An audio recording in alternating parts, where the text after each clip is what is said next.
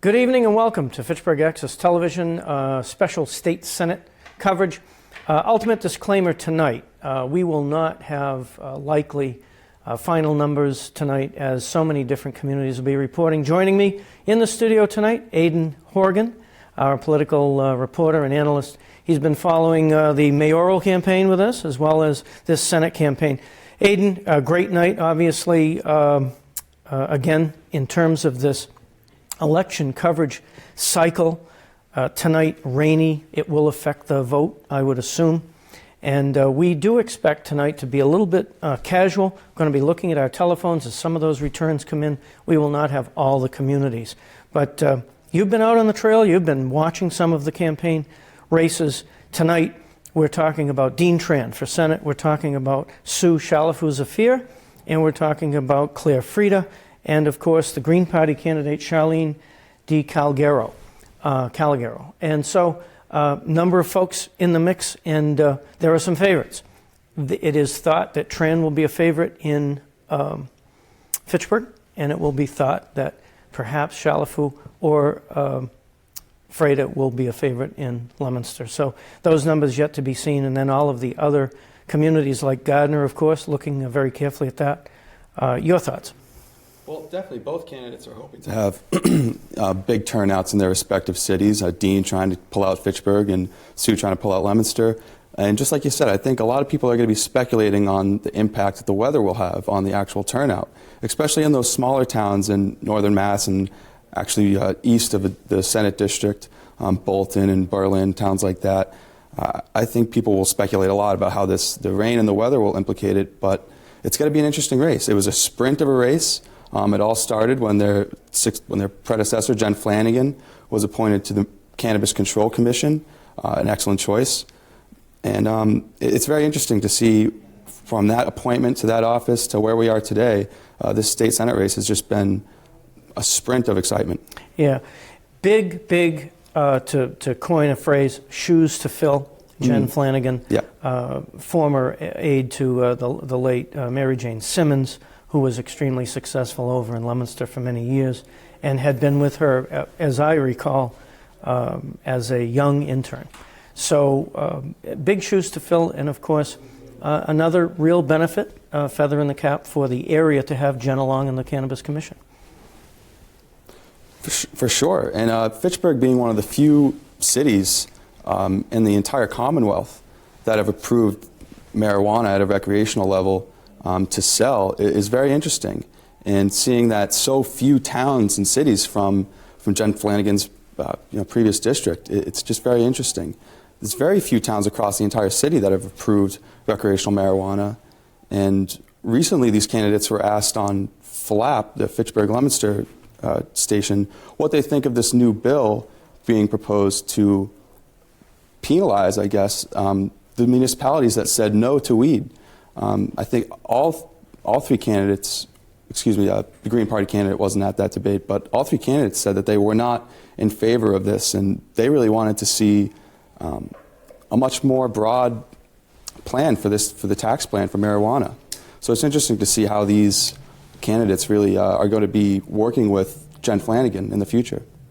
And just so our viewers know, it'll be very informal tonight. We've got some telephone folks out letting us know what's going on. Just in, Zafir well ahead in one of the precincts in one of the reporting towns. You had some information just a little bit earlier showing Tran.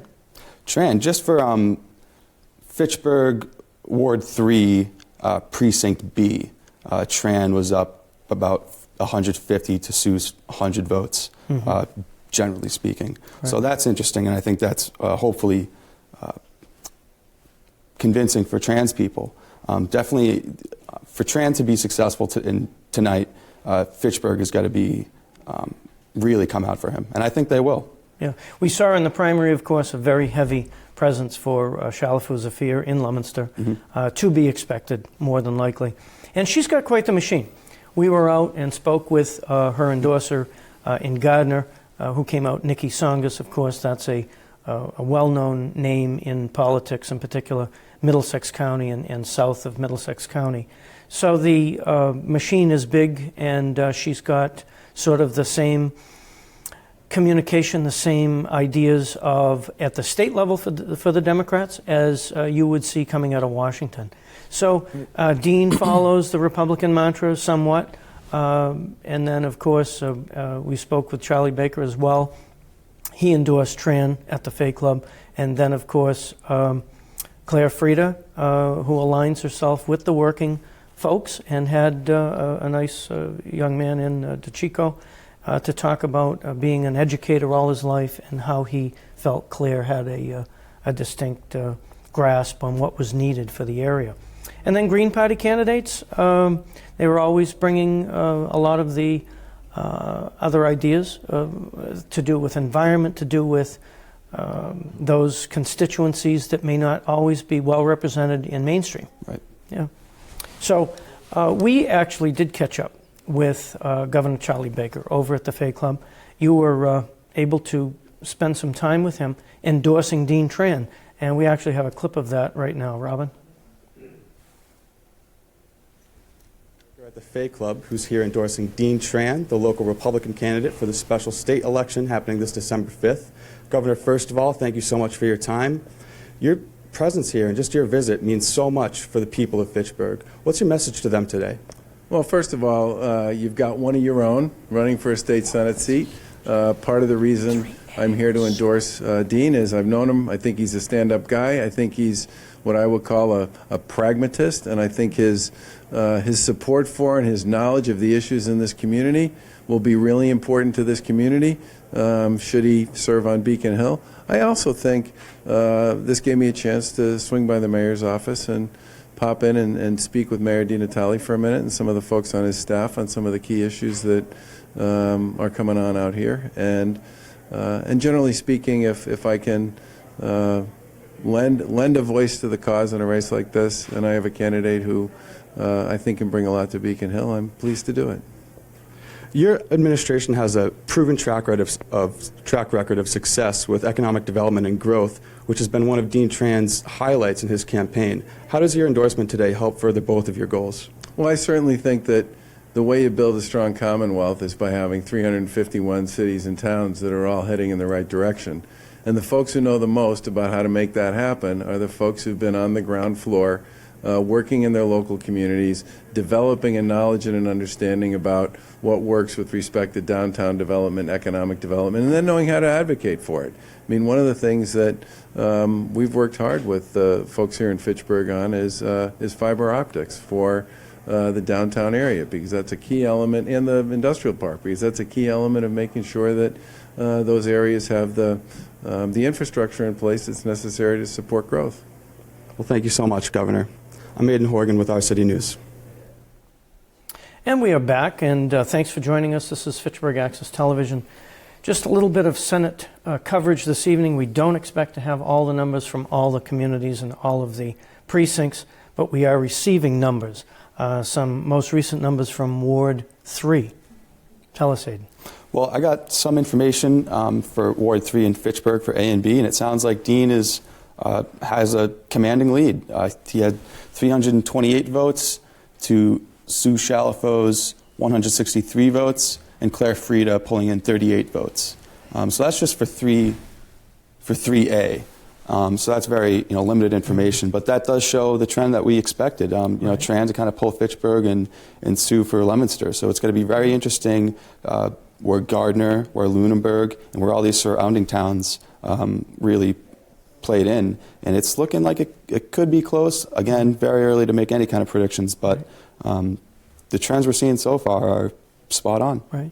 Bolton had a larger election tonight, so that a good turnout over in Bolton. Right, and that's always a good thing. You want as many people coming out to vote as always. And just like I asked Governor Baker, endorsements like himself and the other big idols that were coming into this district in the past month. You had Elizabeth Warren, Mara Healy, Nikki Songus, like you said, for coming out for Sue, and Governor Baker coming out for Dean. So one of the most interesting things to me was seeing how these candidates really connected with the state committees and the state level, and how people from outside our district, came in to see this, to have this election come to the ends that they wanted. I think when you're looking at this election, you really have to appreciate the bigger context behind this race. And to appreciate that, you really have to know the role that Jen Flanagan actually played in this seat. Jen Flanagan was a commanding voice in the Senate. She was a very powerful lobbyist, and she had a lot of influence in that Senate. She was often kind of like a buffer for the Democratic majority. There's 40 seats in the Senate. There's 33 Democrats right now. To have a majority that supersedes the governor's veto, you need 28 votes. So this election was really big for the Republican committee and for the Democratic committee, trying to keep that supermajority in the Senate. So that's why I think you saw, a lot of there's always a lot of attention to state Senate races, but this one was particularly a hot contest. Jen speaks with a commanding voice, as you Right. said, but she's also so easy to hear and so easy to understand that she has a really unique way to communicate. So it's no surprise that she was so successful in that role. Dean Tran, of course, in the endorsement at the Fay Club, you had an opportunity to speak with Dean Tran directly, and we have a piece on that as well. At the historic Fay Club on Main Street in Fitchburg, I'm with Dean Tran, the local Republican candidate for the special state Senate election coming this December 5th. Dean, a consistent message that you've had throughout your campaign is the economic development in Fitchburg. What does Governor Charlie Baker's endorsement today mean for this goal? Well, first of all, I'm very grateful and appreciative of the governor's unconditional endorsement and support for my candidacy. It's very important to work with his administration in order to bring economic development and create jobs in the district.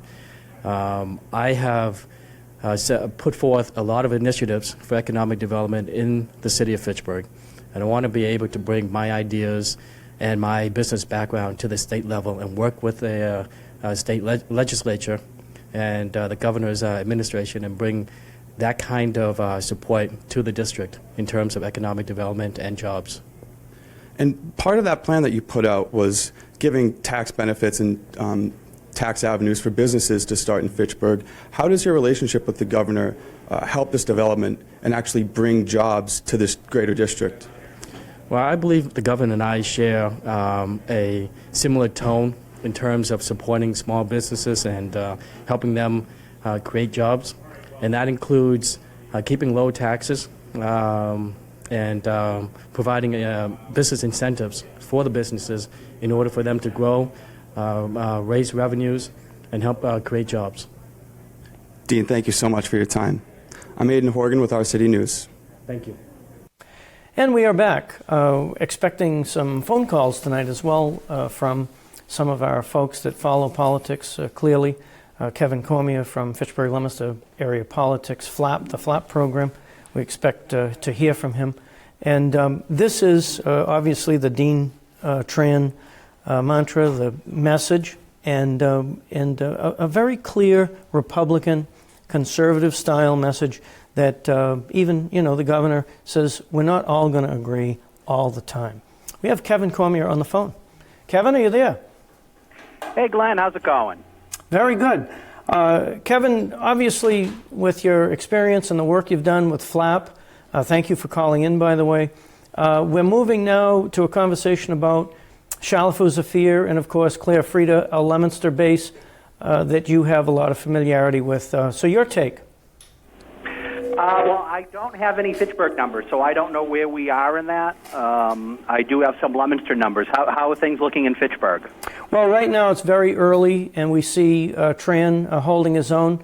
And we don't want to hold you to any kind of results, but we just wanted your take on what you think you're going to see over there from your point of view, having run the shows that you have on that subject.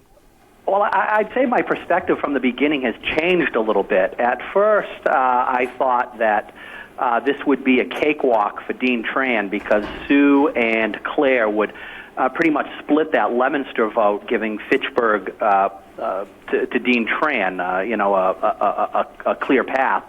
But we did some polls in the group and a lot of interaction in the group, and one of the things that we noticed was that many of the votes that were going to Claire Frieda would have gone to Dean Tran. These were Republican and conservative independents.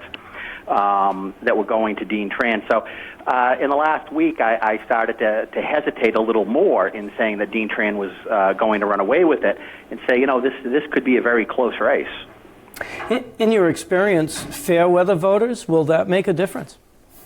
I don't think fair weather voters are going to come out on a rainy day on December 5th. I think what you have here are the tried and true. And, of course, we won't keep you long because we know you're busy.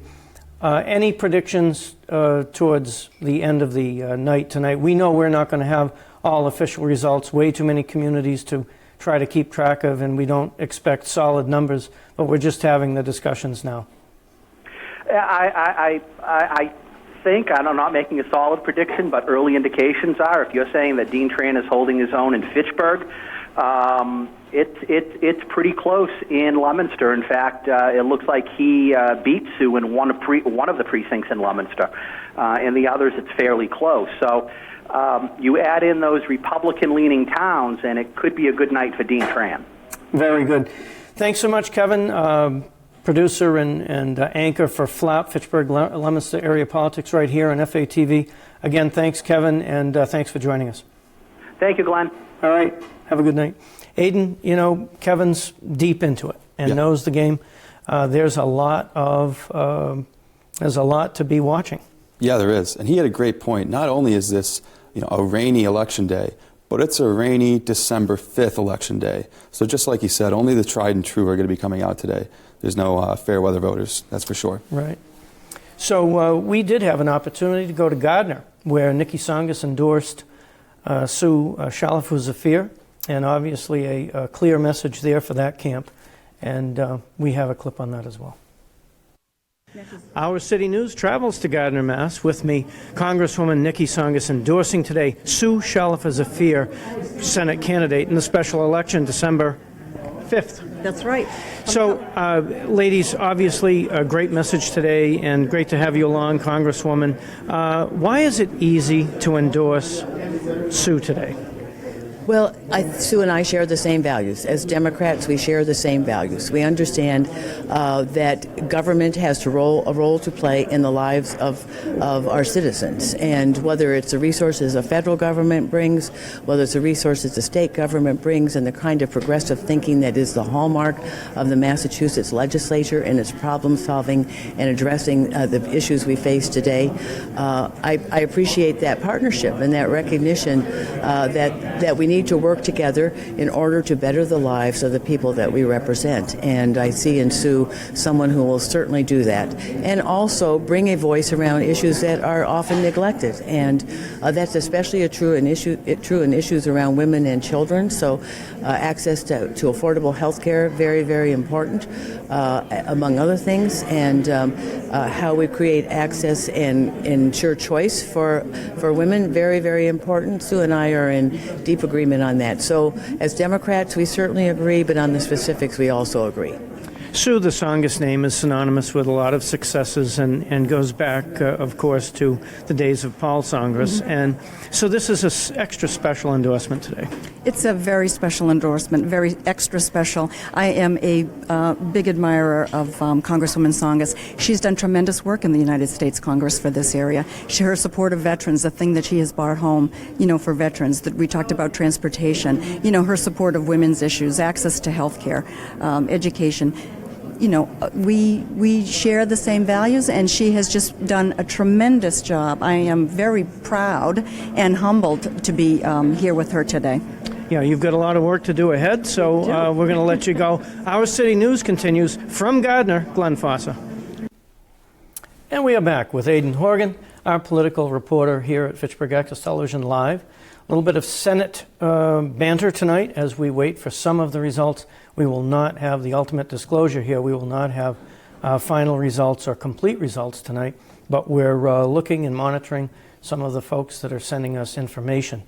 Aidan, you've been studying quite a bit of this, a student at Fitchburg State in political science, and you're certainly up to the minute with, say, the younger set and how they look at things, and you've got some more information as well. Well, absolutely, and particularly something that really stuck out to me with my interview with Dean was his line about the unconditional endorsement that the Governor Baker gave him. Governor Baker certainly gave his endorsement to him. He did qualify it. Absolutely. He did. But I don't know if it can be considered unconditional. So there's been a lot of controversy in the last 2 weeks about these two main candidates, about Dean transgender comments and his Planned Parenthood comment in the debate, and we'll tackle that in a second, and also Sue Shalfo-Zephyr's comment about her role in resolving Leominster's school budget crisis. Right. And Dean Mazzarella, the mayor of Leominster, came out and said she did not have the role that she claimed. In fact, no role at all. So let's take that in stride. There's been a huge outcry from Democrats all over the state, from newspapers and media outlets all over the state, asking the governor to retract his endorsement of Dean Tran. And that was before I talked to him at the Fay Club. This was all about his comments to Flap TV about transgender and Planned Parenthood. So I have the transcript right here. The moderator basically said there's a ballot to reverse the transgender bathroom bill that was passed in Massachusetts, years ago. What do you think of this? And Dean started off the conversation by saying, he's an immigrant here. He's been discriminated against. He does not discriminate against anybody for any reason, but he had some problems with this bill. As I understand the bill, as it stands, it would even allow registered sex offenders to gain access to a shower, a locker room of the opposite sex. I have a record of protecting children in Fitchburg. I don't want my daughter in a public restroom with a full-grown man. It's a difficult situation, something we should look at. A solution could be unisex bathrooms with stalls.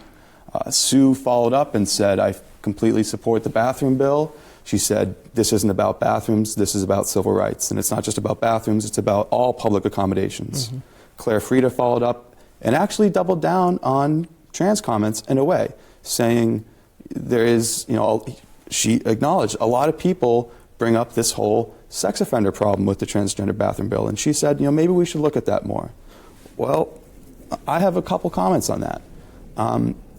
First of all, I don't think it was fair for the Democrats to have the kind of outcry and outrage that they did. I don't think that was fair. Dean was clearly very careful on his comments. He wasn't trying to make the statements that Democrats were claiming he made. Now, if you think that there's a sex offender problem with this transgender bathroom bill, that's either, that comes from two things. That results from two things. Either you're looking for reasons besides your discrimination against transgender people to justify your discrimination, or you have a very gross misunderstanding about how sex offenders work. So I'm not going to speculate about where Dean falls in those categories, but I definitely think he has, I think that can be a learning experience for everybody, and especially for the Democrats that came out and said, you're part of the problem. I don't think that solves any problems. I think that creates more of a problem. I think the art of disagreement is something that people really need to talk about, and especially with issues, such like this, I think it's more important to try to reach an understanding and try to stay educated and be on the same page rather than point fingers and be angry. And I'd also like to commend Governor Baker for kind of stepping away from this groupthink mentality of partisan politics. And he just said, this isn't about me being a Republican and him being a Republican. And this issue, it isn't about, it doesn't decide everything. I have endorsed people that I don't see eye to eye on every single issue. It's about my ability to work with them. So I think, one, good for the Sentinel Enterprise for calling out, the public outrage about this and trying to clarify Dean's position, trying to clarify that whole conversation.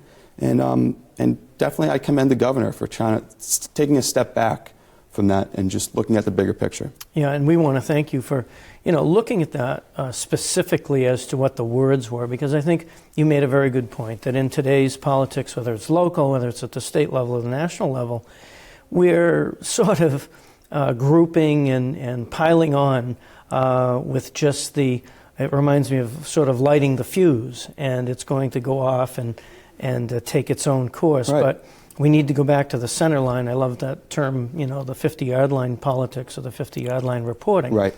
And I think that was extremely important to articulate that. And then, of course, it's opportunistic at times to find something they think that they can jump on, whether Right. Republican or Democrat, and then take that ball and run with it as long and as hard with it as they can until someone actually tackles them on the Right. facts. And so, yeah, for sure, and that's a great discussion ahead. Dean certainly, qualifying it and making his statement clear. He clearly said specifically what he had the problem with, and made a good point of that. Now, Claire Frieda, the other Senate candidate tonight that we had mentioned, in addition to the Green Party and Rainbow Party,